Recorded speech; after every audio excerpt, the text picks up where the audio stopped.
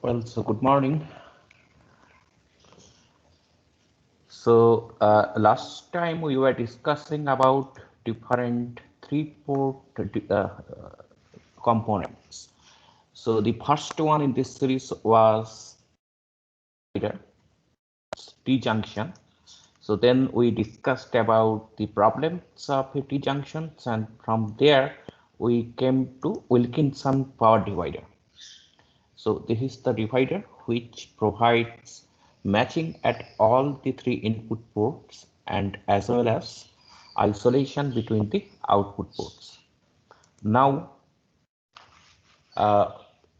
next we discussed about even and odd port analysis of a symmetrical 4-port network, and we applied that to Wilkinson power divider to obtain the solution for these two arms. What should be its length and the characteristics impedances.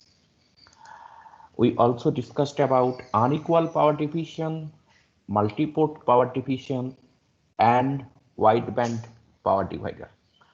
So next topic is a 4-port network and the corresponding scattering matrix, then it will have a dimension of 4 by 4.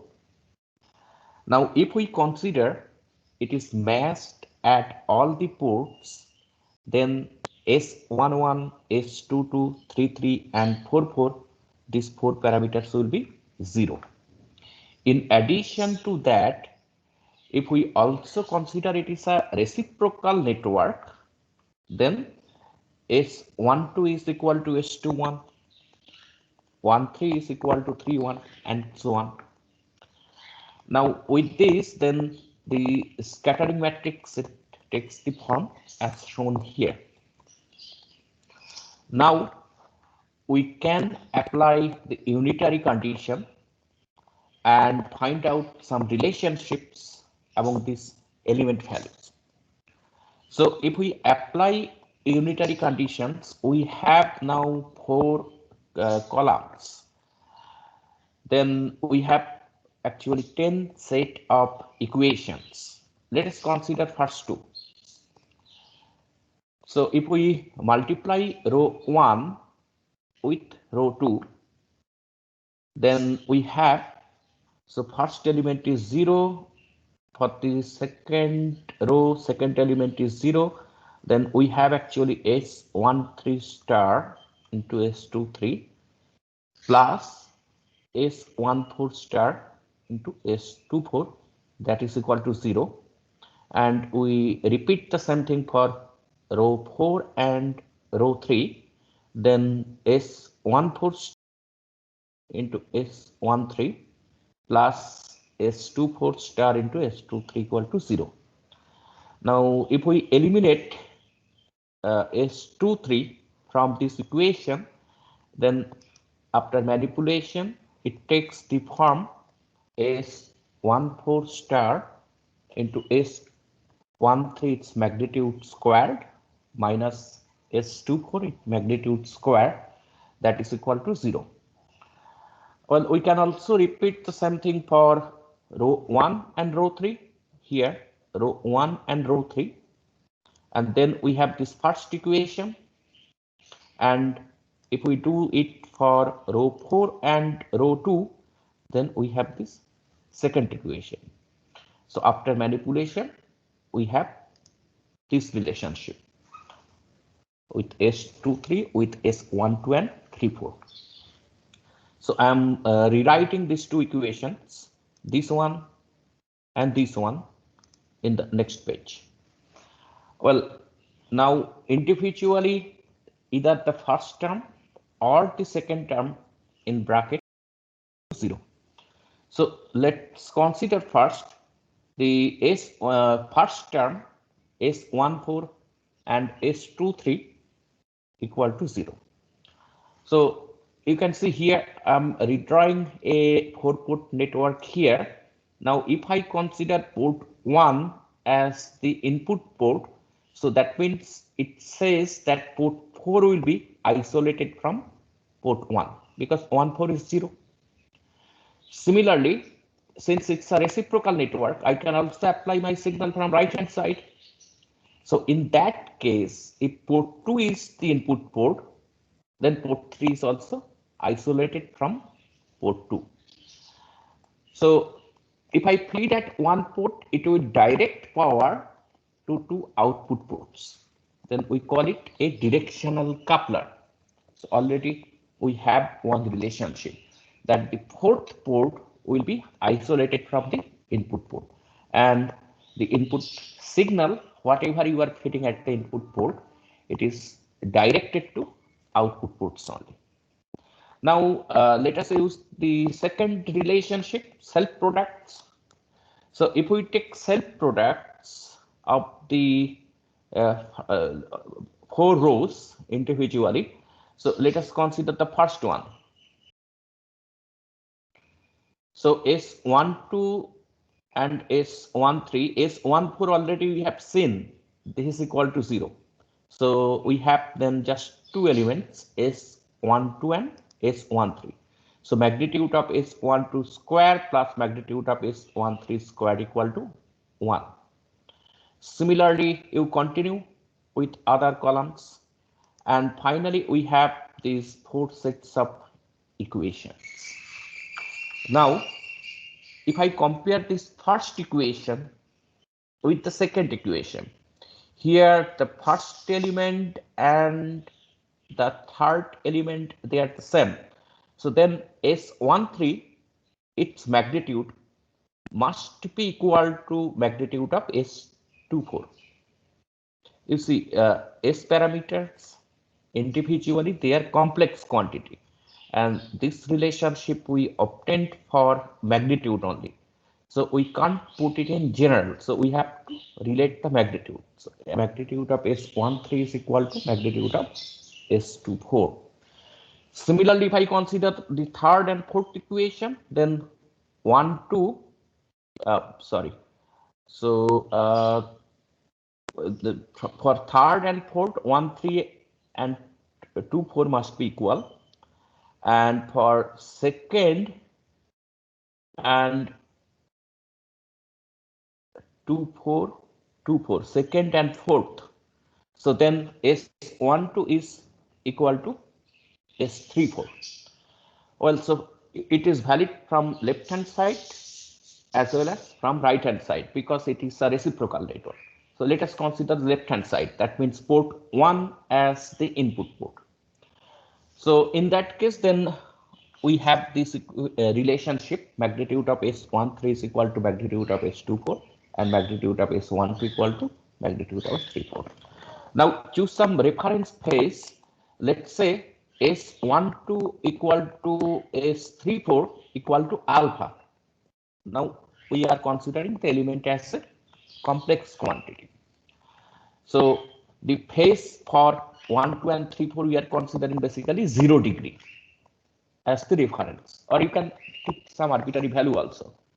For simplicity, let us consider it as 0 degree.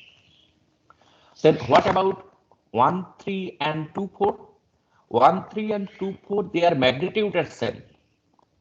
So let's say this is beta, but phase may not be same. We represent it by theta and phi.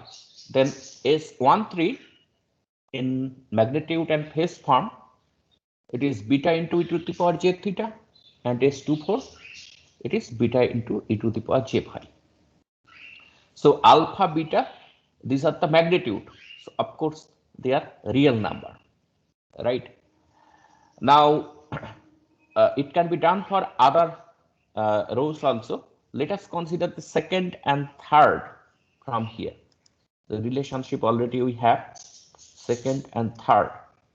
So S12 star S13 plus S24 star dot S34, that is equal to 0. Now, if I put the values which already we assume, then it comes. So you put alpha, beta, e to the power j theta, the first term.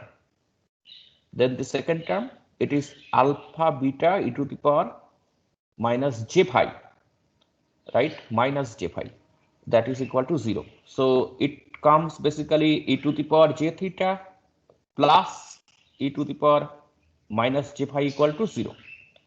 Now use the Euler theorem. So e to the power j theta, that is equal to cos theta plus j sin theta, and e to the power minus j phi cos phi, this is plus minus, then becoming plus. So cos phi plus j sin phi, that is equal to 0. So basically we have real part equal to 0 then, and the imaginary part we need to put equal to 0. So cos theta plus cos phi equal to 0. Sin theta plus sin phi equal to 0. So that means theta plus phi, it must be pi or its even multiple, right? So pi or its even multiple. Well, so this should be the relationship. If we apply all those relationships which we already obtained for scattering matrix. Now there can be two solutions. Okay, so let us consider the only the lowest order term. That means theta plus phi equal to pi. Otherwise, circuit size will become big, right? So now, what are these two cases? The first one is a symmetric coupler where theta equal to phi equal to pi by 2. It can have actually any value. You see, if I consider theta equal to 10 degree, then phi should be 170 degree. If I consider theta equal to 30 degree, then phi should be 150 degree. But there are two popular categories, and we have many applications of these two categories. I'll come to the applications later. So let us first discuss about them, these two popular categories. The first one is the symmetric coupler where theta and phi equal to pi by 2. And the second one, theta is 0 and phi, then it is equal to pi. Well, and for both of these two cases, if I apply energy conservation law and for a lossless network, then of course alpha square plus beta square equal to 1. So you consider this 4-port network. Whatever power I'm supplying to port 1, now we know that port 4 is isolated. So whatever power I'm supplying to port 1, it is divided in two parts for a mesh network. One part is going to port 2 and the remaining to port 3. So their addition must be equal to 1. Then alpha square plus beta square, that should be equal to 1 from energy conservation. Right.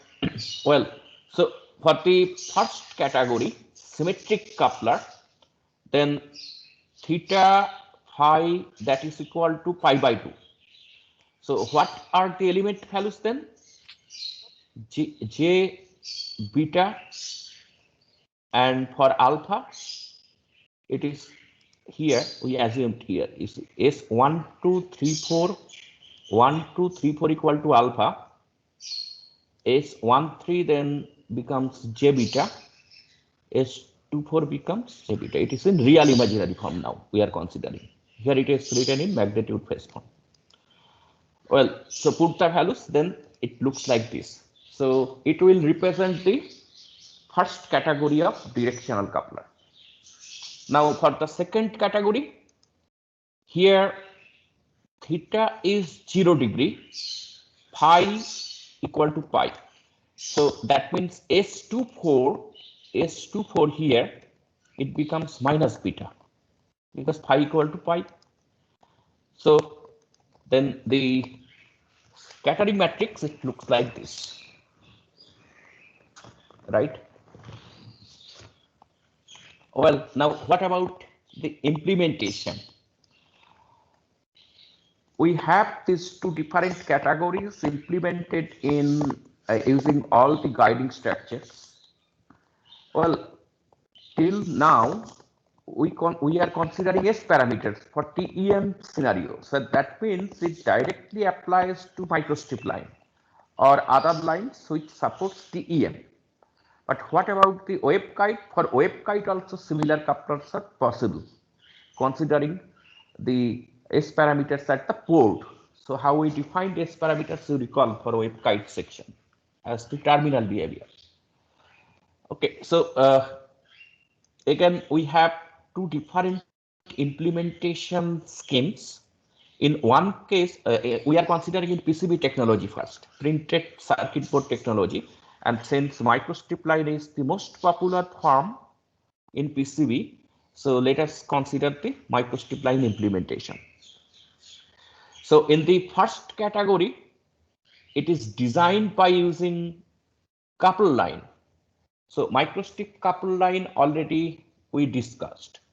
Even mode excitation, odd mode excitation, okay, and epsilon effective in even mode, epsilon effective in odd mode. So these parts already we know. So in this popular category, when actually the coupled power is very little, we use this type of coupled line. And in the second category, we call them hybrid junction. So here we don't use any coupled line. It looks like a direct network using different widths of microstrip line, as you can see here below. So this one is a 90-degree hybrid junction, or sometimes called a 90-degree branch line coupler. And this one we call a 180-degree hybrid junction, or sometimes we call a rat race coupler. Okay, we'll discuss in details later. Now, these are the circuit symbols we popularly use for them. So for the directional coupler using couple lines, or for the directional coupler using hybrid junction, you see these output ports, the term or the name it remains same. One port is the through port, another port is the couple port. And from the input side, one is the input port and the fourth one is the isolated port. So since it's a reciprocal network, in fact, I can use this through port as the input port. So in that case, then the coupled port becomes isolated port, and this input port becomes through port, isolated port becomes coupled port. So when I feed the signal from right hand side, well, same thing is true for this hybrid junction. Okay, so let us now first concentrate on the directional coupler. Well, before that, we need to know some terms. For a two-port network, we have just four elements: S11, S12, S21, and S22. And in that case, you recall, we defined two parameters. One is return loss, S11, S22. Another one is the incidence, which comes from the transmission coefficient, S12 and S21. But here we have now four terminals, sorry, four ports. Terminal and ports are different. A two-port network usually have four terminals. So we have now four ports. So what are the popular parameters then for this type of network? So these are coupling, C, directivity, D, isolation, I, and insertion loss, L. In addition to that, of course, matching is another important factor. So return loss term is already there. Sorry. So as we have defined, you recall S13 is beta. Let us go back. So S1324 represented by beta, and 1234 by alpha. We are using the same notation here. Then coupling factor, it is defined as beta square. If it is matched at all the four ports, then power delivered to through port, it is the remaining power, alpha square. So alpha square equal to 1 minus beta square. Now, let's say we are feeding at port 1 by a power of P1. P1 here is incident at the input port.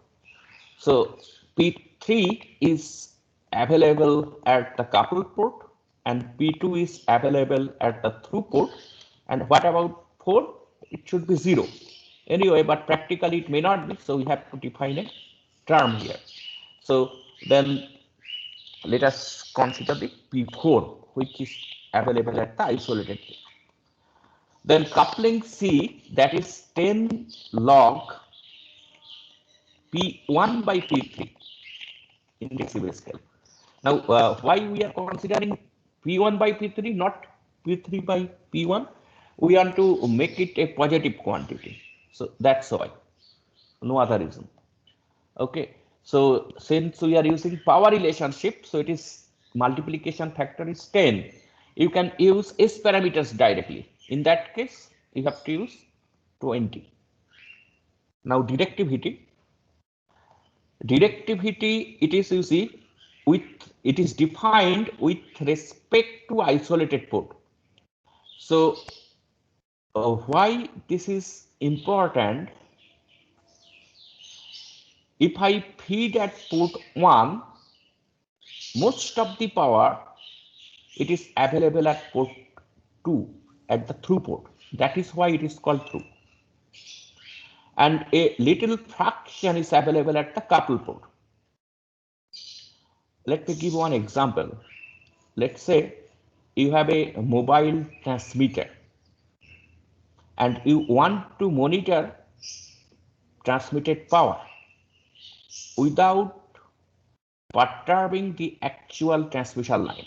So what we do, we put a directional coupler just before the transmitting antenna and we'll sample some power. So that means the most of the input power will go to transmitting antenna at the through port, and let's say 20 dB down or 30 dB down. So that means coupling is 20 dB, and that much power we are taking out for monitoring purpose. Okay, so then I can measure the power at port 3, and from that actually we can say how much power we are going to transmit. So for this type of applications, you see that most of the power, sometimes 99% power, it should be available at the through port, and very little power is available at the couple port. Okay, fine. Now, what about the port isolation? At isolated port, ideally it should be 0, but you already have designed some of the circuits. So practically it is never 0. Now, if the power available at the isolated port, it is more than that at the couple port, then I can't call it a isolated port. Okay, so that's why you have to be very careful about it. So the power available at the isolated port, it must be below the power available at the couple port. So how to quantify this? How good it is? We use this term directivity. So this is the ratio simply of power available at the coupled port by isolated port. So higher is better. Isolation by definition, then it is 10 log P1 by P4 in dB. Insertion loss, it is power available with respect to through port, power available at the through port. And from then power conservation, energy conservation, whatever power I'm feeding at port 1, most of the power available at port 2 through port, a part at the coupled port, and the remaining must come out at the isolated port for a masked network. So then I, it should be equal to D plus C in decibel scale. So we have an important relationship. So you have to memorize this. Okay, so I equal to D plus C. Well, so one popular category, even though not in the couple line form, usually we implement it in hybrid junction form, equal power division. Let us consider this special case, equal power division. So that means whatever power coming to through port and at the couple port, they are equal. So what would be the value of alpha and beta then? Alpha and beta, it is related to amplitude. So it should be 1 by root 2 times then.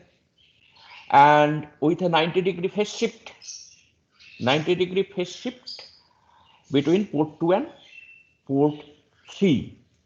Then what about the S matrix, how it looks? So then S matrix, it takes the form like this. Alpha and beta, that is equal to 1 by root 2. We can take it common. And then S1221 is 1. 1331 is J.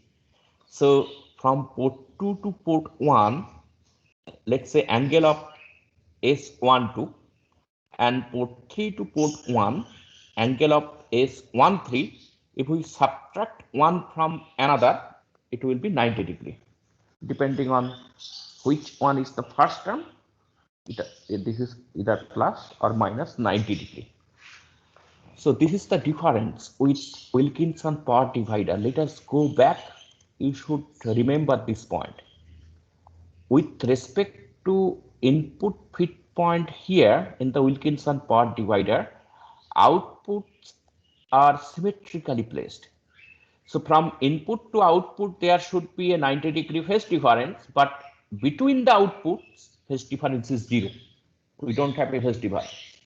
So angle of S21, angle of S31, they are equal, right?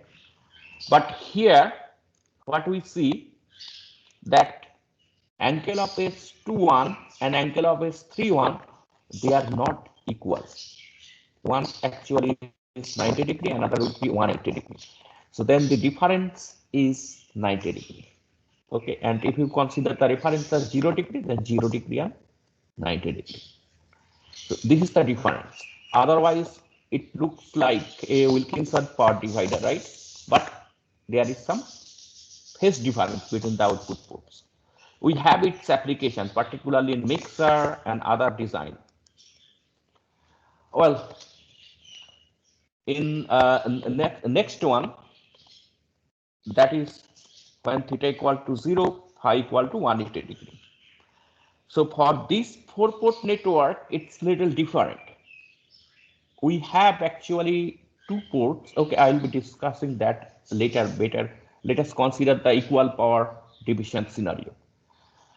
Well, in microstrip line, it is the implementation, it looks like this. So if you implement a faces or fabricate it in PCB, then the top view or the metal part, it looks like this.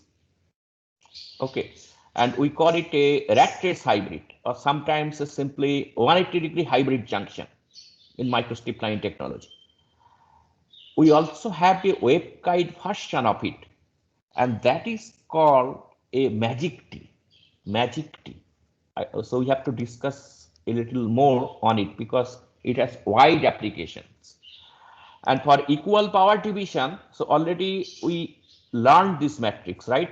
So for equal power division, then just put alpha, magnitude of alpha and magnitude of beta, that is equal to 1 by root 2. So then it looks like this. Well, directional coupler, since it uses couple line, so we have to recall whatever we learned for couple line. So I am not going to repeat it. So you recall that we can excite it in odd mode and even mode, and for these 2 modes, since the field configurations are different, so effective epsilon, they are different. Since effective epsilon different in these 2 modes, phase velocities are different, and that creates a problem because signal is coming with 2 different phase velocities, and sometimes it causes spurious band, sometimes left hand side and right hand side of the response, it does not match to each other, so it causes many practical problems. Well, so we discussed this, but for now we'll skip it. Okay, so we don't have actually enough time in this semester, so some part I think we need to skip. So let me first cover the most important parts, and then if time permits, we'll come back here. So this is actually the current voltage relationship, and using the current voltage concept, we can derive relationship for a directional coupler. You can identify this couple line. It is actually, the education is straightforward. You can follow even DM Pojak's book. Okay, so he defined the coupling coefficient as Z0. Okay,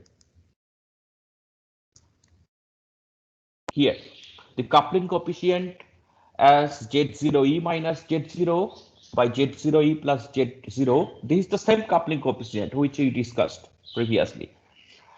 And then we can find out a relationship. If coupling coefficient is already defined, then what should be the value of Z0e and what should be the value of Z0o?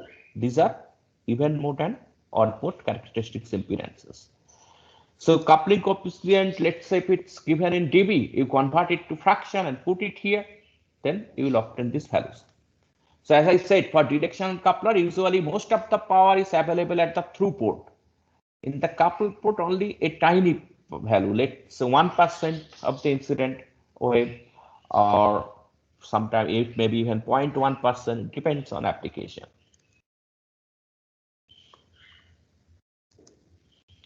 And improved version of the directional couplers. For the first directional coupler, we have a problem. The problem is that the coupling, it cannot be very high. What I mean, when you need a tiny power available at port 4 here, sorry, port 3 at the couple port, so it is ideal for that. In case you need high power at the couple port, it creates a problem, because that coupling coefficient, it is directly related to the difference of even mode and odd mode impedance, as we have seen there. And that difference is related to the gap between two microstrip lines. So when we have two microstrip lines running parallel to each other, we have a gap between them. So if the gap is small, coupling is high. If the gap is too big, then coupling is too low. Okay, so that let's say for 20 dB, 10 dB, you may not. But if you are asked to design a coupler with a coupling value of 3 dB, 4 dB, or even 5 dB, in most of the cases you face problems. So the gap requirement, it can be less than 50 micrometer, and sometimes that is not feasible in PCB technology. It is not CMOS, it is PCB technology. Fabrication procedure is different. So if you come up with some design with a gap just 50 micrometer or less than that, that actually we can't fabricate in PCB technology. So it creates a problem. Then we have an improved version where actually multiple of lines, they are used with wire bridges to improve this coupling level. You can see here. So this is, there are many solutions. So the most popular one is Lenze coupler. As you can see, we also have 4 ports here. This is the input port, port 1, port 2 through port, port 3 couple, port 4 isolated port. So instead of just 2 lines, they used many lines here, and to maintain the phase relationship, he used actually wire bridges. This is similar to bonding wire, one strip to another strip. Well, so let's start next the hybrid junctions. So as we have seen that for coupled line directional coupler, we face a problem when coupling requirement is high. Then we need something else for those type of scenario, and there this hybrid coupler sits. Here, as you can see, In microstrip line implementation, it looks like this. The first one is known as a branch line coupler or 90-degree hybrid coupler, and the second circular one, it is called a 180-degree hybrid coupler or rat race coupler. Well, so the most popular form is equal power split scenario. So that means if port 1 is the input port, if you feed at port 1, then equal power is available at port 2 and port 3. Port 4 is isolated. Rat race coupler is little complicated than this one. So I will discuss it separately. Well, now how to find out the characteristics impedances and electrical length of each arm. We have now 4 arms, okay, among 4 ports. So we use again the same even and odd mode analysis. By using the even and odd mode analysis, we'll decompose it into 2 parts, even mode circuit and the odd mode equivalent circuit. Then a 4-port network problem, it becomes a 2-port network problem. So then we solve for gamma, reflection coefficient, and transmission coefficient for the equivalent 2-port networks. Once we have expression for that, then we come back to 4-port networks. Okay, and put the values to obtain the final S parameters. I'll give you one example. Let us consider this one, for example. So what is the very first step? You recall, very first step is you have to find a plane of symmetry. Otherwise, this even odd mode analysis directly you can't apply the form which we discussed. We can't apply here. So where is the plane of symmetry? So for this one, I considered in general 3 arms with Z1 theta 1 and the 4th arm with Z2 theta 2. So if I consider a plane which actually bisects, it goes through the mid plane between 1 and 3, mid plane, then that is the plane of symmetry for this case, right? Left hand side and right hand side, it looks same. Left hand and right hand side, it looks same. So I'll be using a plane then along this mid plane, an imaginary plane. That will be the plane of symmetry. And with respect to that, then we'll be applying the even odd mode analysis. So if we do that, then at port 1 and port 2, we can apply same phase signal for the even mode excitation and opposite phase signal for odd mode excitation. Then in even mode, what will happen? We can replace that plane of symmetry by open circuit plane. You recall PMC. And for opposite phase signal in odd mode, we can replace this plane by a short circuit plane. Then how it looks, the equivalent circuit here. It looks in even mode. You see, I'm cutting this plane along the mid plane. So then the electrical length of these 2 arms, leftmost and rightmost, it is theta 1 by 2 and theta 2 by 2, even though they are different. In odd mode, now it is short circuit. Now, how to find out then the reflection coefficient and transmission for this? So first, what we do, we use ABCD matrix, because here you see we have 3 elements. No, the first one here, one open circuited stub, and already you learned that for a open circuited stub, we can represent it by some equivalent Y. And what should be the corresponding ABCD of the Y? Next, we have a transmission line section, and then again another Y component, right? So it is looking like a problem with 3 ABCD matrices. You multiply them, you will have overall ABCD matrix between 1 and 2. Repeat the same thing for odd mode. Then I'm giving you the same the final result. It's not given in DM Pojar's book. So I have a small contribution to this field. I'm coming to that point later. Anyway, so this is the overall ABCD parameters in the even mode excitation and the odd mode excitation for these two circuits, basically this circuit and this circuit. So overall ABCD. That's why I represented it by AE, BE, CE, and DE in the even mode for port 1 excitation, and for the odd mode it is by O. Well, so we already have, that means gamma E and TE. So gamma E and TE, that is basically, now we are speaking about S parameters, right? Gamma E is S11 in even mode. That means for that two port network. So now put the values here.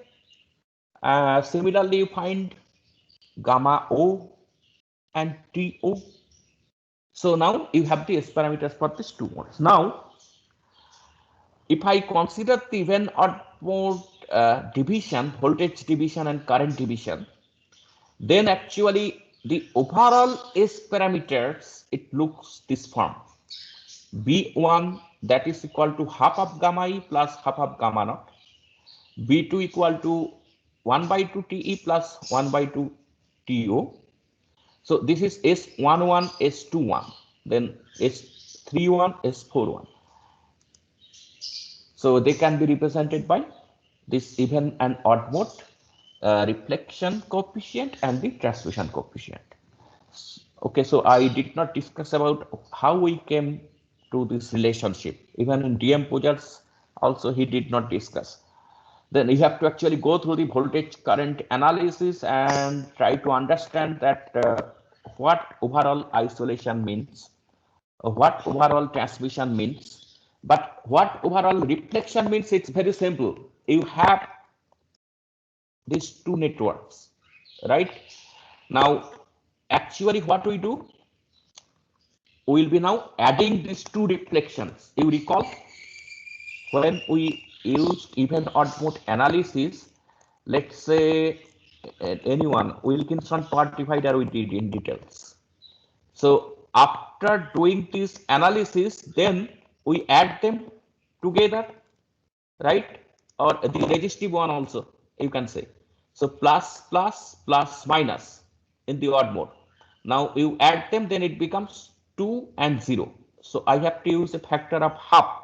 Now if I consider the reflection coefficient, so the total reflected part which is coming out when the this voltage V is plus 2, the bottom one is 0, then that is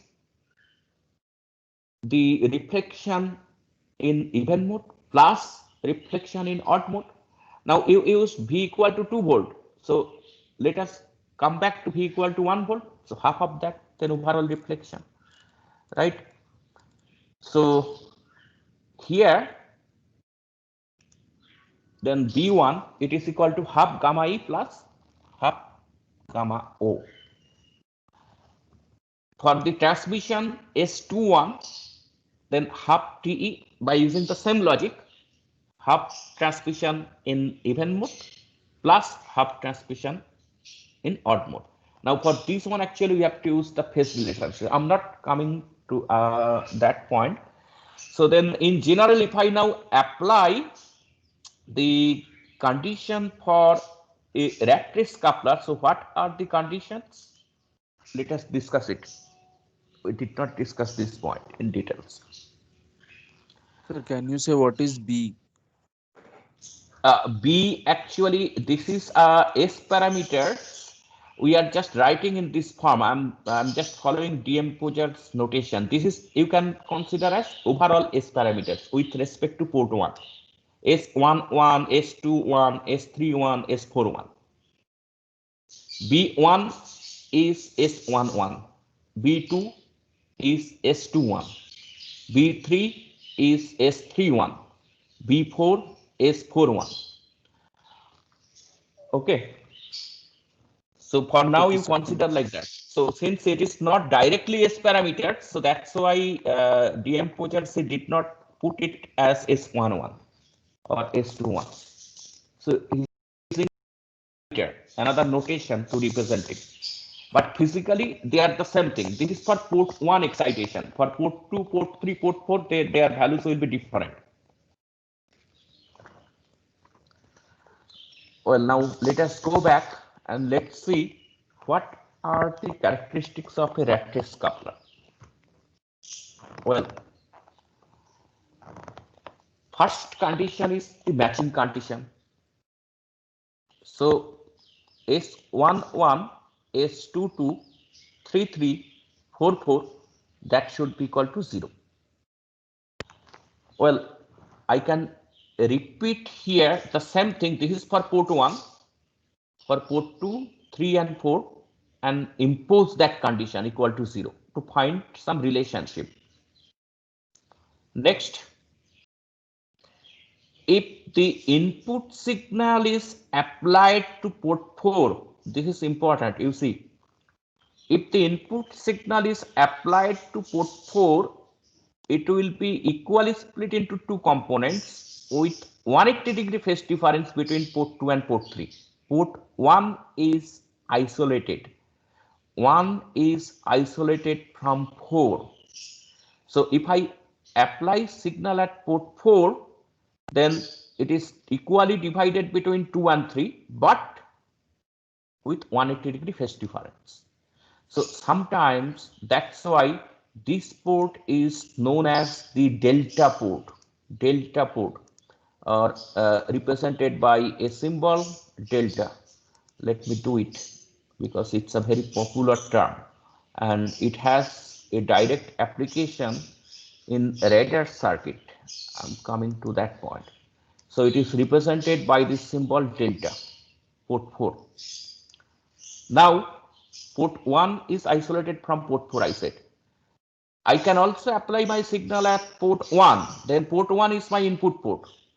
Port 4 is isolated, so no signal at port 4. It is now equally divided between port 2 and 3, but they are now in same phase. They are now in same phase.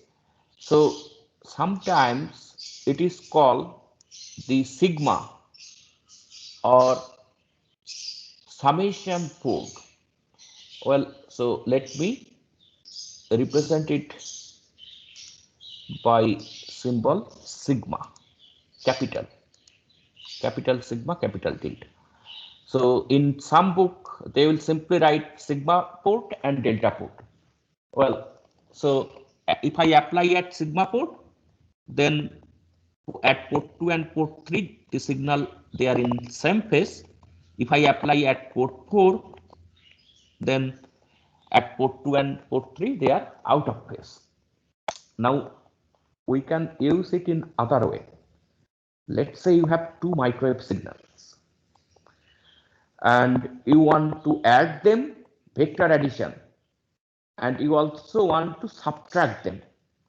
Then you can use this rat race coupler. Then what we do, you apply your signal at port 1, you have two signal sources, one at port 2, another one at port 3. Then at port 4, automatically the difference will appear, and at port 1, their sum will appear. It is vector addition. Okay. So if I apply two signals, one at port 2, another one at port 3, then their summation appears at port 1 and the difference appears at port 4. Okay, so that is actually why we call it sigma port and delta port. So it can do analog addition and subtraction directly, right? So that is why it is one of the most popular one, and we need this in radar application actually. In most of the radars, it becomes an essential part. So we don't need any other signal processing or anything. Directly, this component will give you subtraction and addition of two signals. Well, so then what is the relationship in terms of S parameters? So if I feed at port 1, then at port 2 and port 3 equal and same phase signal. That means S21 equal to S31, S21 equal to S31.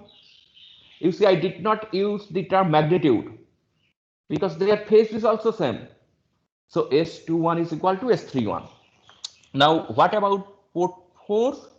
If I feed at port 4, then power division is equal between 2 and 3, but they are out of phase. So then angle of S43 and minus angle of 42 equal to minus 90 degree, and their magnitude remains same. Well, so we can simply represent it by, if one is S43 is plus, then S43 is equal to minus S42. That is the second relationship. And what about, sorry, that is the third relationship. And what about the isolation? Port 1 and 4 isolated, so S14 should be equal to 0. Now, if I put this condition one by one, then finally we have this relationship. This relationship actually it is not shown in DM Pojar's book. I said that I have a small contribution to this field, and we have one this result actually it was published in IEEE in one IEEE journal.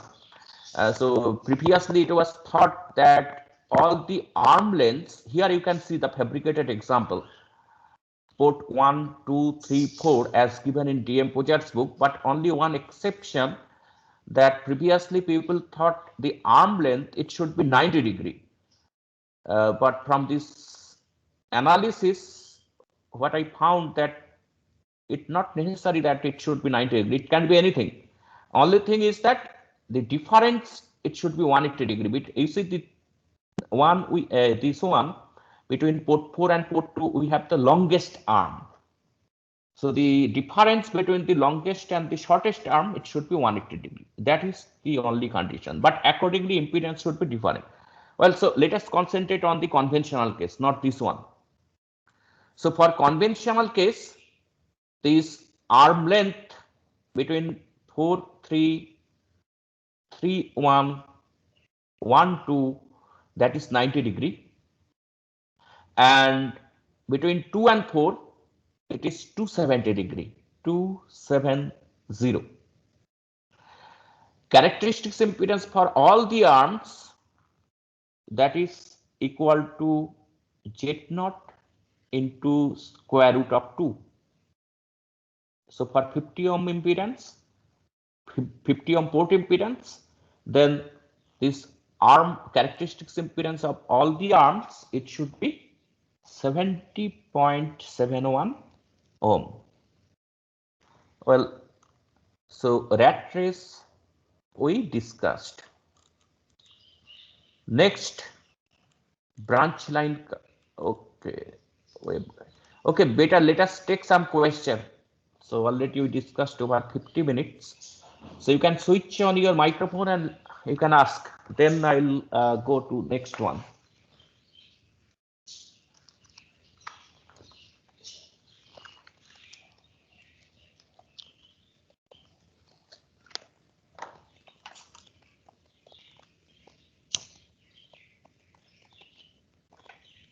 Yes, please.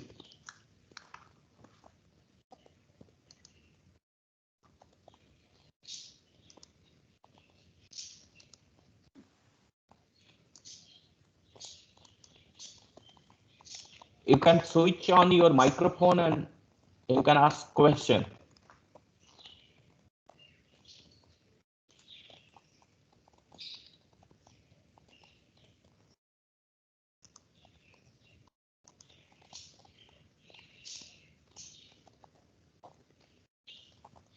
No question.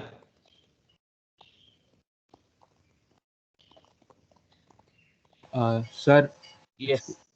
Sir, we had the magnitude of S12 equal to magnitude of S34 now when we were analyzing the 4-port network. Yes. Sir, then how we came to the conclusion that both S12 is equal to S34? Means we only had the magnitude, and how we came to the conclusion that Yeah, both are yeah, equal. yeah. That is important. You see here. You mean here, no?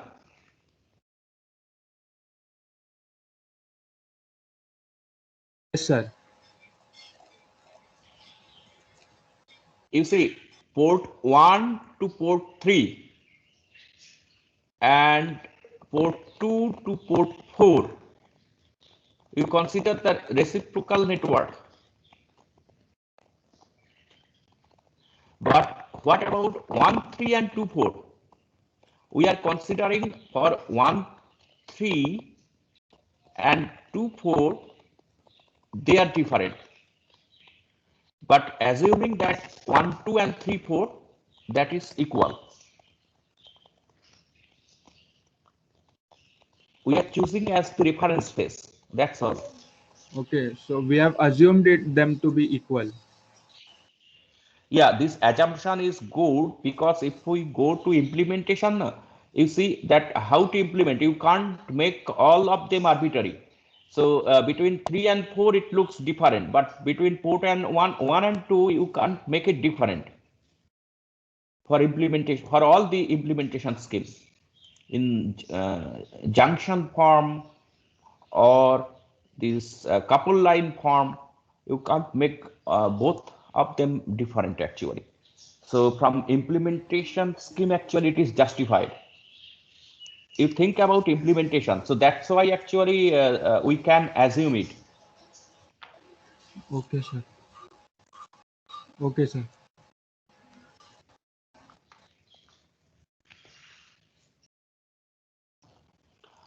Unless you introduce some sort of non-reciprocal network, non-reciprocal component inside this, so we can't make all of them different.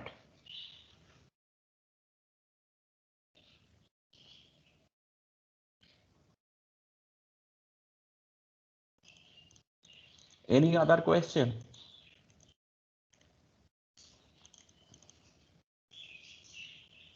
Well, then we continue with this. Okay, Betehol, maybe I'm coming later. Well, then what is the waveguide version of practice coupler? So that straightforward analysis of ABCD matrices and other things, it does not hold here. But we have one easy solution. You recall E-plane divider and H-plane waveguide divider, T-junction, we discussed last day. Let me come back here. E-plane waveguide T and H-plane waveguide T. You look here carefully for E-plane waveguide T to match the field component here. We said that if I use this vertical port as the input port, then for the horizontal ports at the output ports, port 2 and port 3 magnitude same, but there will be 180-degree phase difference from the field configuration. But for the H plane, we don't have that problem. They are in same phase. Now, what we do, we combine them.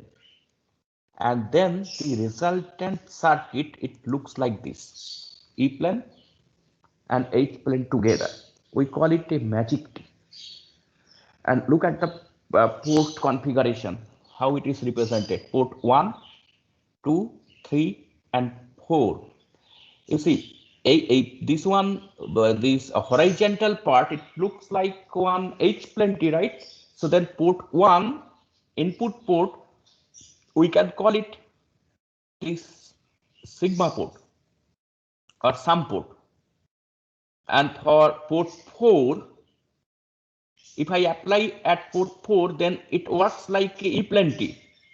And in that case, signal at port 2 and port 3, they are equal but out of phase. Then we can call it a delta port. Now, if you have two signal sources, you directly apply one at port 1, another one, one at port 2, another one at port 3. So output now considering as the input. Then their difference will appear at port 4, at the delta port, and their sum will appear at port 1. sigma port, right? Now, what is the magic? Well, first of all, actually in DM Pojar's book also you will see that he did not discuss about matching and other things. So if I just make these two T's from W190 waveguide section, which we have in microwave lab or X-band, if you simply connect them, actually you won't get very good matching and isolation. So inside we have to introduce network. So which he did not discuss. I am also skipping that part, but just for information. So it's not a straightforward thing. Inside we need some modification. Well, after modification, let's say we obtained matching from all the four ports. So now what is the magic? Why we call it magic T? You see, it is explained here. If by means of a suitable internal structure, so that means what I just now discussed, the sigma port and delta port are simultaneously matched, then by symmetry, reciprocity, and conservation of energy, these two collinear ports, port 2 and port 3, they are automatically matched and isolated from each other. Okay, so you have to actually apply, already we did it, actually solved it here. But when this magic T came just immediately after Second World War. So this derivation was not available that time. And what they found experimentally, they have to match it only from port 1 and port 4. And they don't have to do anything for port 2 and port 3. Then it is automatically matched and isolated. But now we did all the analysis here. Of course, this is for TEM scenario, but it also holds for this one, right? And we found this actually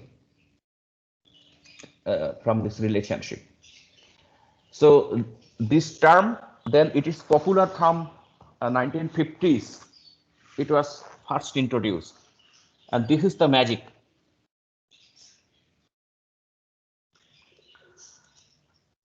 Well, next is 90-degree hybrid junction, or sometimes popularly known as simply branch line coupler. And this is the first category. If I go back, you recall we discussed about two different categories are possible. One is the symmetrical coupler and the second one is antisymmetric coupler. Antisymmetric coupler already we discussed, rat race coupler and magic T. Next, symmetric coupler. Symmetric coupler for microstrip line, couple line, we already discussed directional coupler. Now, what about in the junction form? Well, here, again, we do the same thing. We apply even odd mode analysis. Here we have an advantage. We have actually two plane of symmetry. Two mid planes, x-axis and y-axis. It is symmetrical with respect to both of them. Any one of them you can consider. But let us consider it is between port 1 and port 4, that mid plane. So we are applying in even mode same phase signal at port 1 and port 4, and out of phase signal at port 1 and port 4 for odd mode excitation. Then we bisect it along the midline, x-axis, and replace it by open circuit in even mode and short circuit in odd mode. Then the equivalent circuit, it looks like this: open circuit and short circuit. Again, do the same thing. So you multiply, we have three sections now. Stub, then a section of transmission line. Again, we have one open stub. And here it starts with shorted stub and ends with another short circuited stub. So multiply all these three ABCD matrices and these are the final form. Again, it is not given in DM Pojar's book. I derived it and I'm just showing it here. How it looks ABCD in even mode and in odd mode. Well, here also we'll be using that same relationship which we discussed previously. And now you have overall gamma E and TE. This is between port 2 and port 1. So that's why we represented it by T21 in even mode. Similarly, you have two more expressions in the odd mode. Well, so once you have this, you put the values here and find out what is the overall S matrices. So in fact, you can you can write a program in MATLAB and you can plot the S parameters in MATLAB with frequency. Well, now what about the design equation? Just like the previous cases, we apply one by one all the conditions and finally you obtain these two design equations. Z1 tan theta 1 that is equal to minus Z2 tan theta 2 and 1 by Z1 square minus 1 by Z2 square equal to 1 by Z0 square. Okay, so for then if I consider, let's say, the conventional case, this is the general case. Again, let me just mention the general case was not discussed in D.M. Pozart's book. He directly considered equal power split scenario and the conventional case, where he has shown that that conventional case theta 1, theta 2, it should be 90 degree. Theta 1, theta 2, it should be 90 degree. So if I put theta 1 and theta 2 90 degree here, then it comes from the second relationship. Sorry, from second relationship it comes that Z2 between port 1 and port 4, Z2 is equal to Z0, and using both of these relationships, Z1 that is equal to Z0 by root 2. For the rat race it was Z0 into root 2. So if I consider then 50 ohm as the port impedance Z0, then this arm Z2 it becomes 50 ohm 90 degree, and for with this top and bottom arm it is 35.34 ohm and 90 degree at the design frequency. So again, it is not necessary that it should be exactly 90 degree, but let us consider only the conventional scenario. In UG class, we don't go beyond that. Here we have some applications of branch line coupler I'm showing here. The first one, it is known as Butler matrix. It is used for phased array antennas. Well, it may have different dimensions. Always the dimension, it is of the order of 2 to the power n by 2 to the power n. So if we have a 4 by 4 Butler matrix, then we have 4 input ports and 4 output ports. So this 2 to the power n, this is the number of input ports and the same number of output ports. And inside, if you look carefully, actually we have 4 branch line coupler. Let me zoom it in because even though other parts looking like branch line coupler, it is not. They are actually equal. Sorry, they are actually crossover. So the branch line coupler, this is number 1 branch line coupler.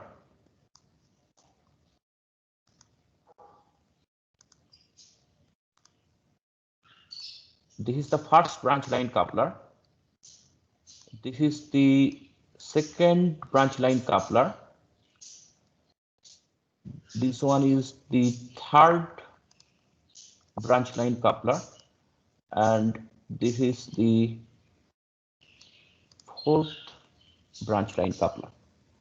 And this side is the input port. Now what happens if I feed at port 1, let's say, then the signal is divided equally into 4 output ports, but with the same progressive phase shift. Now if I apply at port 2, then again it is equally divided among 4 output ports, but with now a different progressive phase shift. So for 4 different input ports, we have 4 different phase relationships. Well, so what is the advantage of that? For phased array beam position, it depends on progressive phase shift and element spacing between antennas. So for a 4 by 4 Barton matrix, we will be using 4 output antennas connected to 4 output terminals of the Barton matrix. Now, you see, depending on the connection, we may have 4 beam positions. So you can have 4 beam positions, and you at a time you can use or direct your power to one particular direction among these 4 positions. If you need higher resolution, you go for higher order. 8 by 8 matrix will give you 8 beam positions. Then 64 by 64 Barton matrix will give you 64 beam positions, and so on. So it is, even though very old technology, it came in 1960s, but even after that it is still in use. The next example is mixer. I'm not sure I will be able to cover mixer or not. Just let me mention, this is mixer. There are different categories: single balanced mixer, double balanced mixer, image rejection mixer. So let's see, if we have time, then we'll discuss some of them. So for now, here, this first section, it is actually a 2-section branch line coupler. We used, so these components are fabricated here actually, and designed by my master degree or PhD students. So this first section is the branch line coupler. Why we use 2 sections? Actually, in one of our design, we required very wide bandwidth.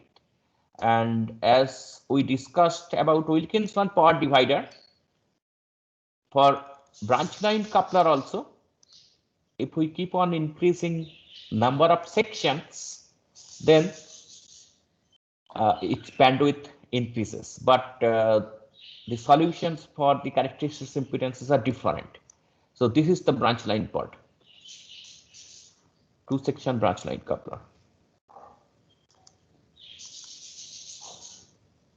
Here, okay, just so we have actually Schottky barrier diode, SBD, 2 black dot here. If you follow my mouse, here you can see 2 Schottky diodes, they are sitting here. And before that and after that, this is actually the matching network. And IF is available here. One is the local oscillator port, another one is the RF input port. And IF is basically, it is the difference between RF and LO. So if your RF is, let's say, 2.4 gigahertz and LO frequency is 2.3 gigahertz, then at the output port it is 2.4 minus 2.3, that is 100 megahertz. So we can down convert it. So this mixer is used in the receiver section. So mixer we use for up and down conversion of frequency. Well, so this is the end of this part, and let us take a few questions, then we'll move to the next. Sir, what is beam position?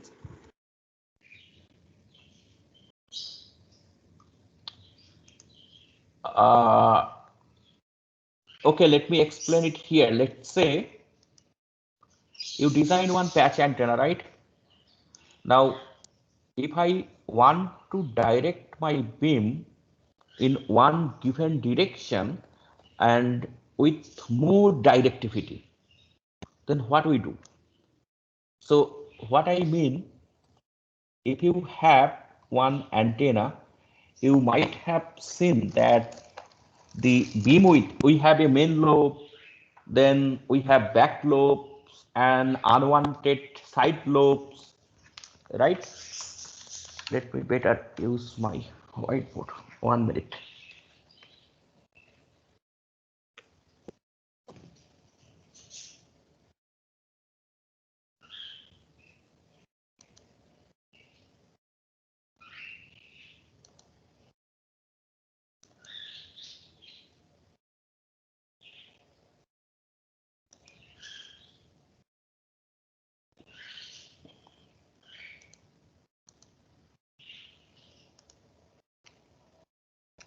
I think you can see whiteboard.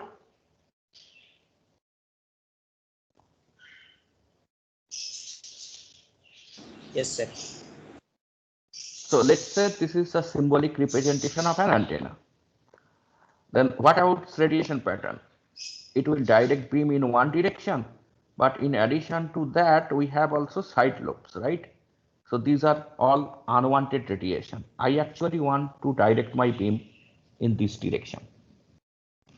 Now, for different applications, we have different. For example, your mobile phone base stations. For mobile phone base stations, we don't want any energy being radiated into space. The requirement it is in horizontal direction, and it should cover maximum space, angular space in horizontal direction, right? So for that one, you recall for antenna, we define one parameter, we call it 3 dB beam width. So what we see, what is the maximum gain? Let's say it is 5 dBi, 5 dB over isotropic antenna.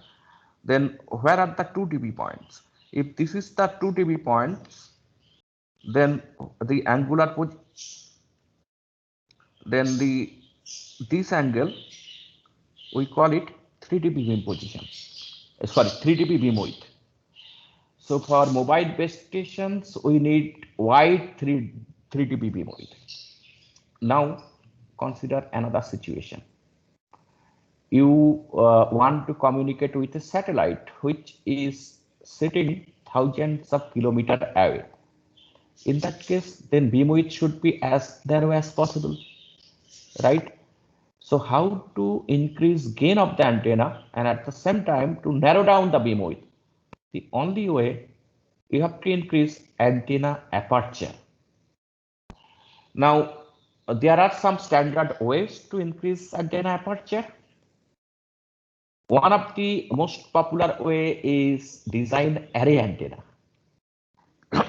Sorry, instead of one single patch antenna already you have designed. I'm just representing by a simple feed. Use 2 antennas,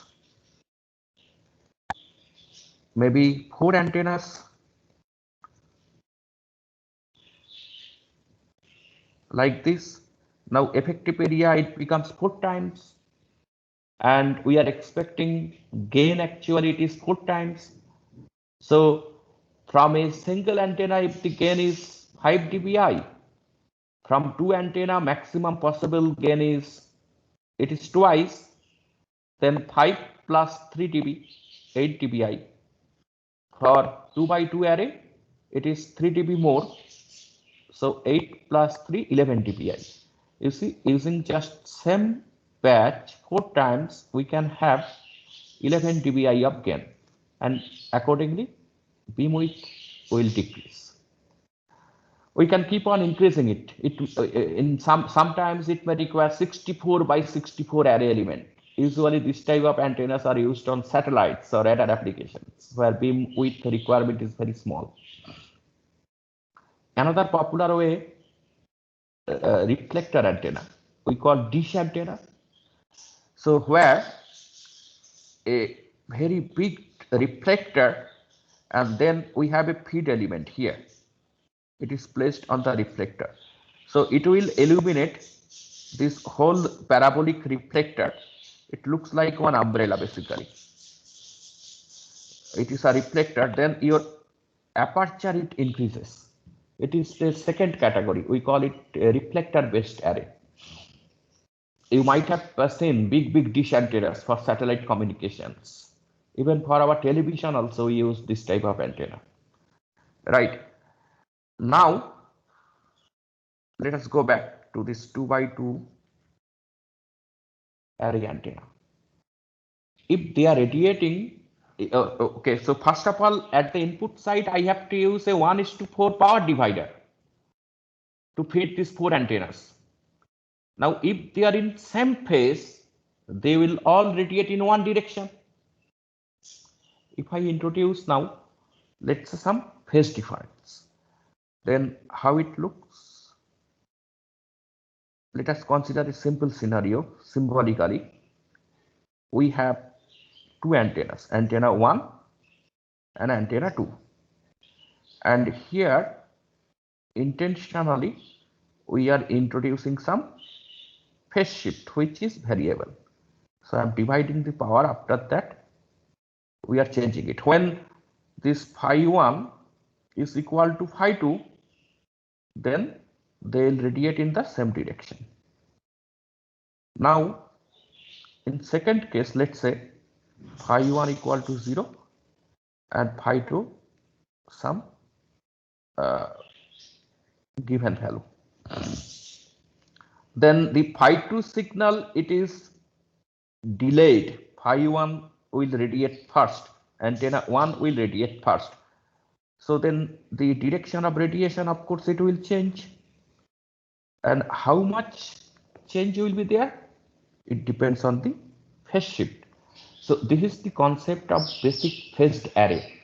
We have to change the phase shift. We call it progressive phase shift. So in practice, it is not just 2 antennas. We may have n number of antennas. It can be even as big as 128 by 128, 256 by 256 array element. So this array synthesis is a challenging problem actually. Well, so you have to then introduce this phase relationship, and if you want scanning, then you have to electronically tune this phase shift. So we have some work on these beamforming networks, how we change the array pattern. Well, this is a simple example. So if I can change phi 2 for this 2 antenna case continuously, so I can scan continuously over some given space. Now for the Butler matrix, what happens? It is like discrete scanning. We can't scan it continuously. For 4x4 Butler matrix, we have 4 fixed beam positions. You can choose any one of them. If you want to direct your energy in this direction, then it comes from port 1 actually. You connect your input RF source to port 1 by using a switch. If you want in this direction, it comes actually from port 2. Well, then you connect your RF source to port 2 and so on. Okay, so it uses switching, not a continuous variation. Any other question?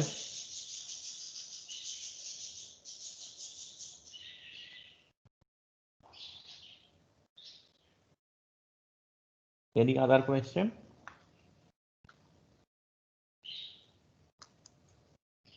Okay. Then let us start the next topic.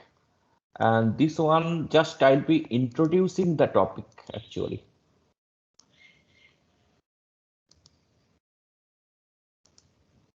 Microwave filters. It also comes under this category, passive components, but itself it's a huge topic like antenna array synthesis.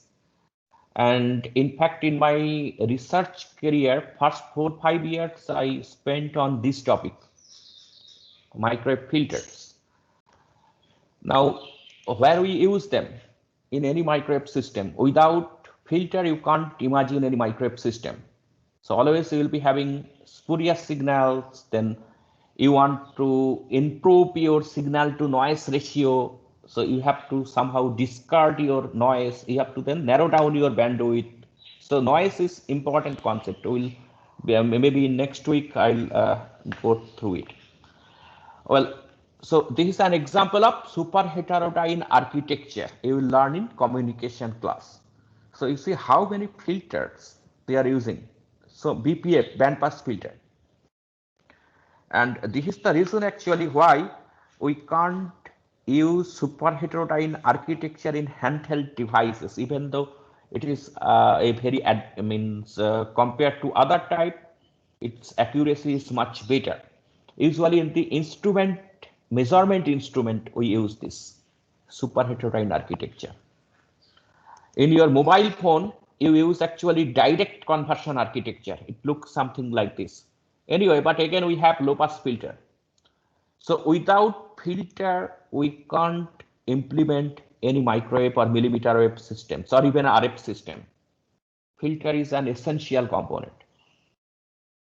So in general we can so we have different types of requirements, right? You already the basic things you know, that we can require we may require that a band pass filter which will allow signal only over the specified bandwidth and reject signal if the frequency is different. High pass filter is not that popular, but low pass filter yes we use widely. Okay, let me better maximize this.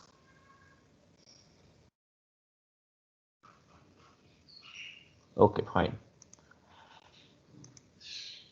Now, how we design filter at microwave frequencies. So filter already I think you have designed in your analog electronics class.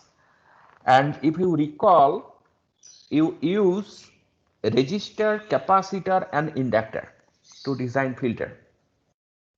But in SMD form, these components it becomes lossy. We discussed many times about the problems of lumped components at microwave frequencies.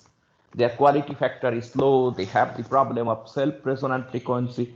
So we try to avoid them, and we can design a very superior quality filter by using the properties of transmission line. So then what concept we'll be using? Let's say it is a band pass filter, the middle one. Then what we'll do, that we'll design the circuit so that over the pass band we have very good impedance matching. Over the pass band we have very good impedance matching, but if you go to rejection band, then there will be very high impedance mismatch. So that means if you have a signal whose frequency is in the rejection band, it will be reflected back from the filter towards source. So this is the basic logic of designing microwave filters. We call it insertion loss method. What that means? So we'll be playing with S21 only, and let us consider a lossless circuit. Then it is a two-port network. Then S11 squared plus S21 squared, that is equal to 1. So S11 is automatically related to S21. So we have to only concentrate only on one parameter, S21. So over the desired band, then transmission coefficient should be 1 ideally, and over the rejection band it should be 0, but this sharp response we can't achieve. Well, so some basic terms: power loss ratio, PLR. This is equal to power available from the source divided by power delivered to the load. So P incident divided by P load, and it is represented by 1 by 1 minus gamma omega square. Gamma omega is the reflection coefficient, actually a function of omega. So that means 1 minus gamma omega square, it is actually the transmission coefficient square, right? Well, now in terms of S parameters, well, before discussing the next part, actual filter theory, it came from mathematics in complex frequency domain. If you recall, I think in communication class, it has been discussed about complex frequency variable. So here we represent it by P equal to sigma plus J capital omega. So for now, without much description, you can consider this capital omega is something similar to our small omega, which we use. Capital J omega is something similar to that. Well, then here we call this one the transfer function, which this term you already used in control system. Magnitude of S21 squared, that is equal to 1 by 1 plus epsilon square, and a function fn squared, function of capital omega. So epsilon, it is called a ripple constant. Okay, I'll come back here later. So we can represent this function by using different known polynomials. Known polynomials means like Butterworth, Chebyshev, elliptic, Gaussian, and accordingly we will call the filter name: Butterworth filter, Chebyshev filter, Gaussian filter, and so on.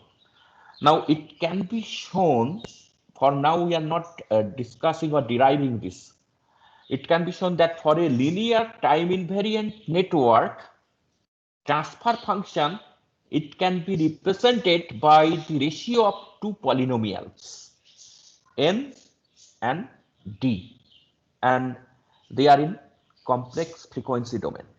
Well, so after this, a huge gap, I'm skipping actually the mathematical part and directly coming to its relationship with S parameters. This is not even for UG students actually. So that's why I'm directly skipping it, and just it's like an introduction to filter theory, something similar to that you can consider. Then for a filter response, we define transmission loss. It is nothing but similar to insertion loss. But this term transmission loss actually is more popular for the filter engineer. 10 log 1 by magnitude of S21 squared in decibel scale. Now, why 10, not 20? Because we are considering power, and that's why you used S21 squared. Now, why 1 by S21 squared? Because we want to keep it positive. Otherwise, you have to use minus 10 log magnitude of S21 squared, not 1 by. Well, so I'm using just the notation as followed by filter engineers. Then if it is a lossless scenario, return loss is related to the insertion loss using the same relationship. So reflection loss LR, this is equal to 10 log 1 minus S21 squared. Another important quantity is phi. Why phi is important, particularly for filter? Because you recall group delay or simply delay. Delay is related to slope of phi. What is phi 21? It is actually the angle of S21, nothing but angle of transmission coefficient. Now, time delay. So if I send some pulse from port 1 to port 2, it takes some time to reach there. Now, for pulse, we define actually group delay. Otherwise, in general, it is delay. So different frequency components will take different times to reach port 2 if time delay is a function of frequency. Ideally, then, it should be constant. It should not change with frequency, but we don't have any control over it. Why? A simple thing. It can be explained from this. You see, for the pass band S21, it is equal to 1. Okay, it's fine. Impedance is not changing.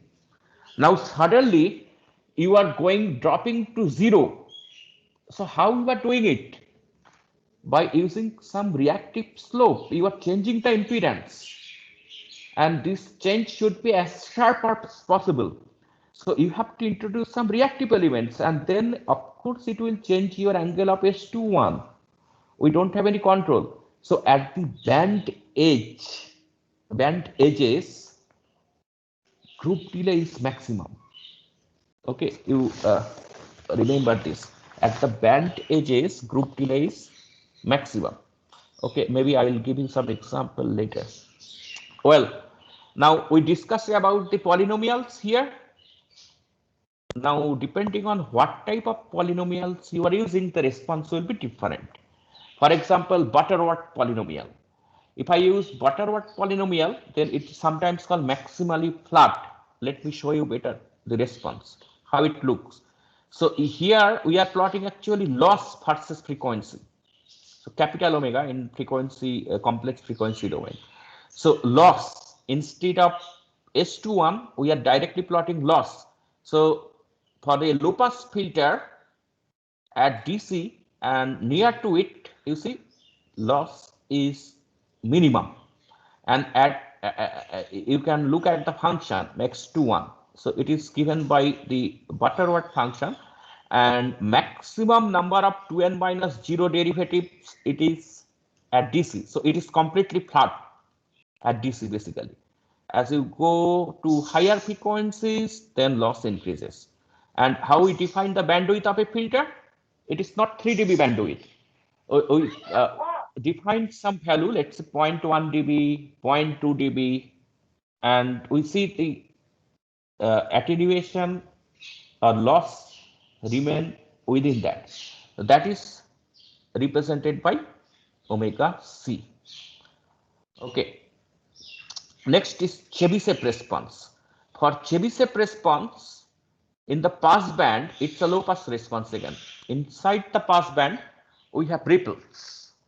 And this ripple value, it is defined by this epsilon. We call it ripple constant. So other relationships are there. I'm not just, so this is actually elliptic function. Okay. Chebyshev function is shown here. So it contains ripple in the pass band, but in the stop band, we don't have any ripple. But we have a third category where we have ripple both in the pass band and stop band. If you look here, in the pass band we have ripple, as well as in the stop band we have ripple. So this filter is used where this attenuation requirement is very stringent, particularly at the band edge. It will provide sharpest response. We call it scarred selectivity actually. Pass band to stop band transition is very sharp. Well, then what about the delay? Again, without doing any mathematics or any other analysis, we can say that if pass band to stop band transition is slow, then group delay will be lower. So among these three, Butterworth, Chebyshev, and elliptic function response, Butterworth provide minimum group delay variation or minimum pulse distortion. And which one is the highest? You look at the response. For elliptic function, it is the highest. Chebyshev is in between. So that's why if nothing is specified, always we go for Chebyshev response, because there is a compromise between Butterworth and elliptic function. We have a fourth category. In some application, particularly ultra-wideband communication systems, we can't allow any group delay variation. Do we really have any solution for that? Yes, we have. So it is called a linear phase filter or Gaussian filter, where of course at the cost of something. Here you see, look at the passband, it's not a very good passband response, amplitude variation, left hand side figure. But right hand side you see group delay versus frequency. It is over the passband exactly flat, no variation. It is not very popular unless absolutely required, we don't go for it, because we need many sections to have substantial attenuation and it takes lots of space. So when we go for designing a filter, we call filter synthesis. Then these specifications, it will be given by the system engineer. Design a filter for me for 24 gigahertz ISM band. 24 gigahertz ISM band is 24 to 24.25 gigahertz. We have a bandwidth up to 50 megahertz. Then with this, he will come with some other specifications. Over pass band, insertion loss should not be more than 1 dB.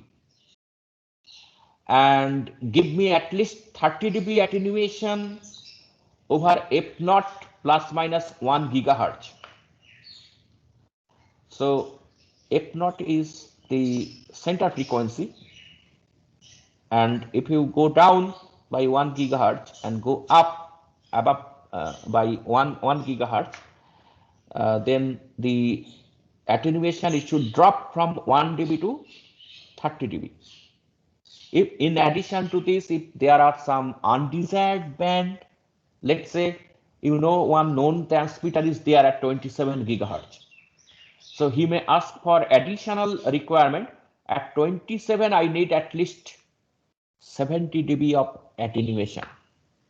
So actually for that type of cases, we prefer elliptic function response. Then you can see we have transmission zeros. Transmission zeros means almost no transmission. Here is one example. And this zero position, we can tune it in the filter synthesis process. So where we need transmission zero, if you know some known transmitter is here, then I can put the filter transmission zero at that frequency, and it will give you very high attenuation at that frequency. So this is the advantage of elliptic function response, particularly for diplexers or diplexing systems where you are using one frequency for the transmitting, another frequency for receiving. We need high isolation at these two frequencies, otherwise they will interfere. Then elliptic function is preferred. Anyway, so then what are these things they will specify? Cutoff frequency, maximum passband return loss value, stop band attenuation, and of course the source load impedance. Well, here the cutoff frequency, you see in UG class, first year, second year, always cutoff frequency and 3 dB, it becomes synonymous to you. But in real life, 3 dB is not always the cutoff frequency. You consider that example, 24 gigahertz to 24.25 gigahertz is our requirement. Now, if you design a filter with 3 dB cutoff frequencies at 24 gigahertz and 24.25 gigahertz, so you are already assuming that you will be attenuating 50% of your signal. And at microwave or millimeter wave frequencies, power is very expensive actually. Yeah, instead of 13 dBm, I'm giving you one example. Let's say you want to buy a 13 dBm 10 gigahertz source, it can cost you 1 lakh or 2 lakh. And if you go to 30 dBm source, it can cost more than 10 lakhs. So almost 5 to 10 times of increment. So the power means generation of high power, it's very expensive at microwave, and it is more expensive at millimeter wave or terahertz frequencies. So you can't waste power like that. Well, so then what is from practical point of view? Over 24 to 24.25, I should not have any sort of attenuation. So then actually we use the term equal ripple bandwidth, equal ripple bandwidth. So here is one example of low pass filter. Let's say till 1 gigahertz, I have my signal. Then I'll define equal ripple bandwidth as 1 gigahertz. What that means, the equal ripple value you can choose it from this relationship. It can be 0.1 dB, even sometimes people choose like 0.01 dB, so small. So almost no attenuation till that point at the cutoff frequency. So you see, definition of cutoff frequency is different. It's not 3 dB, it is equal ripple bandwidth. What are the filter synthesis steps? First, you have to choose the filtering function. It should be Butterworth, Chebyshev, elliptic, which one? It depends on experience.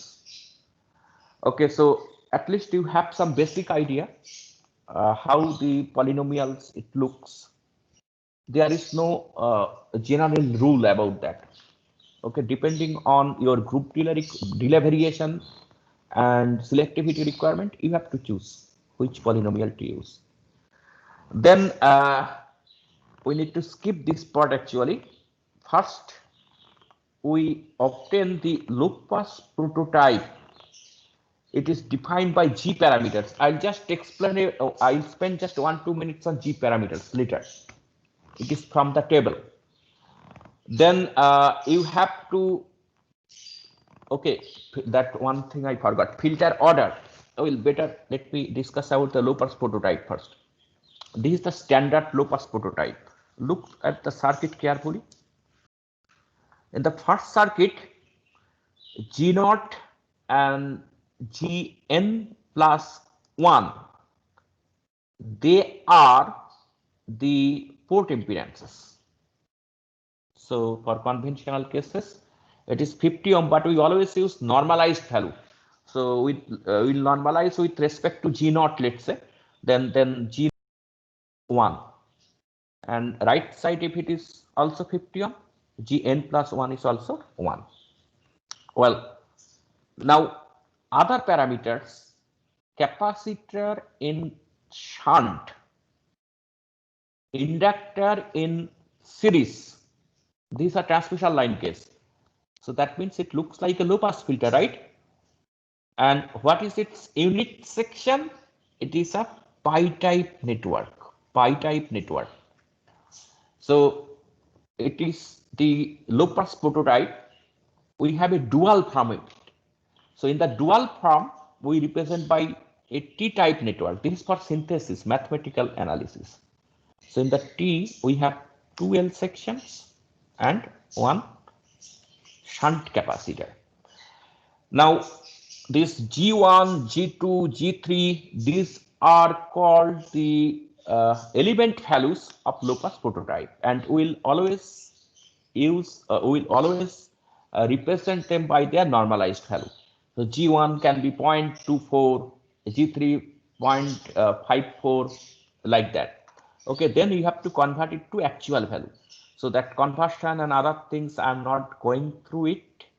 This is just some examples. So finally, you can also write a MATLAB code to obtain the parameters values, or tables are also available.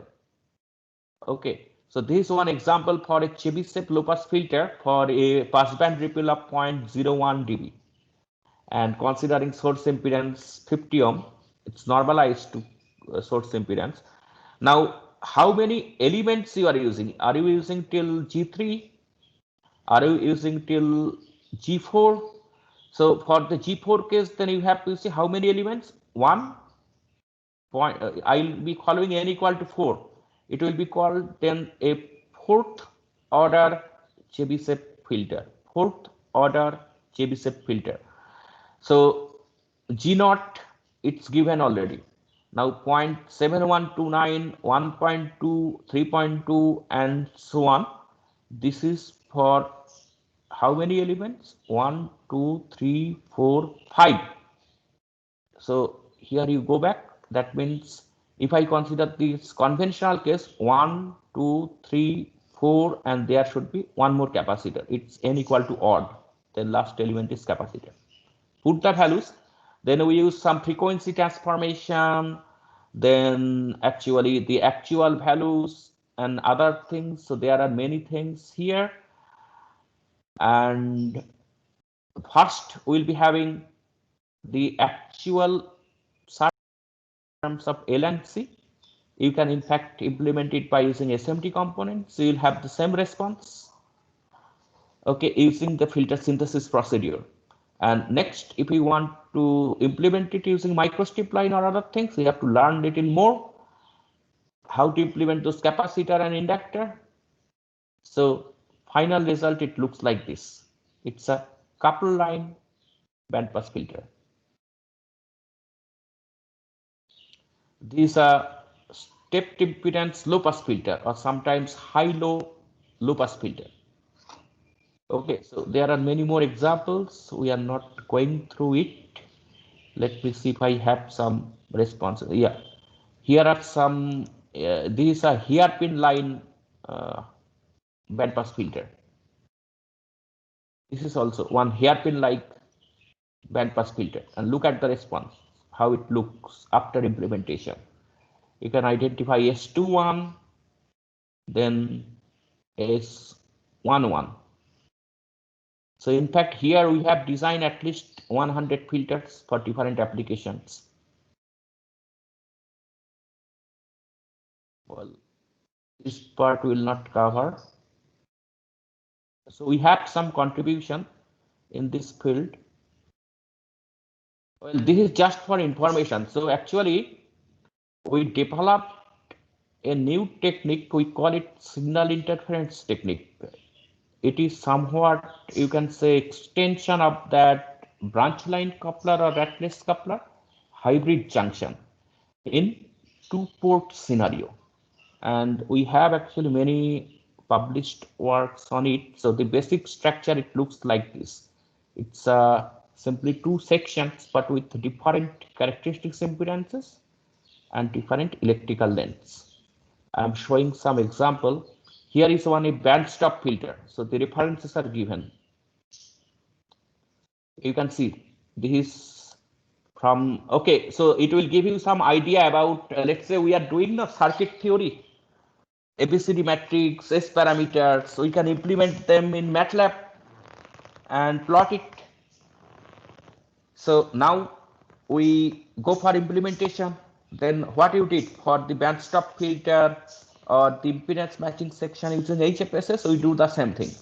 So I used simply meandered line for area miniaturization actually. Otherwise it remains same. So after fabrication, you see then the circuit simulated result, it predicts like this. You can follow the curve S21 and this is S11. Then the full wave simulated result, it predicts this, and in the measurement it's very close to that. This is the actual scenario. It is a band stop filter. It is giving at least 30 dB of attenuation over the mobile frequency band.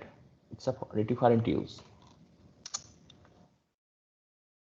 Here one band pass filter using signal interference technique. So you can identify the pass band. Here S21 and this is the S11. Again circuit calculation, full wave simulation, measurement. This is the delay response. As I said, you see at the band edges delay is maximum. Why? Because I said that because of high reactive slope. If you have very high impedance mismatch, then actually group delay increases. So at the band edges, group delay is highest, and mid band it is flat. It looks almost similar to Chebyshev response actually. Anyway, let us stop here. And okay, so this is filter in waveguide technology. We are using many resonators basically, and they are coupled to each other. Next thing, we have to play with coupling. Here is example. So this is the first resonator you can identify. Then second resonator. This gap determines coupling.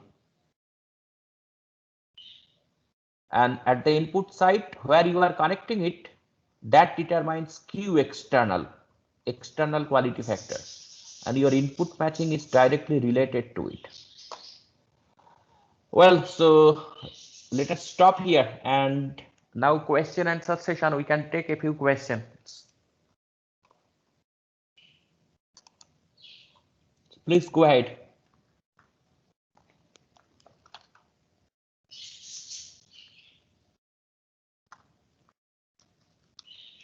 if you have any question, so please switch on your microphone and ask me.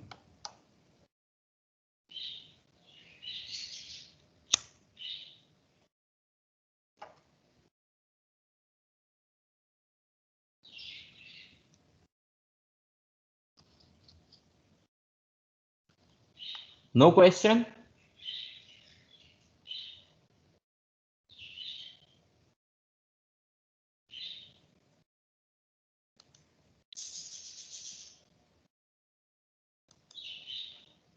Let me stop recording.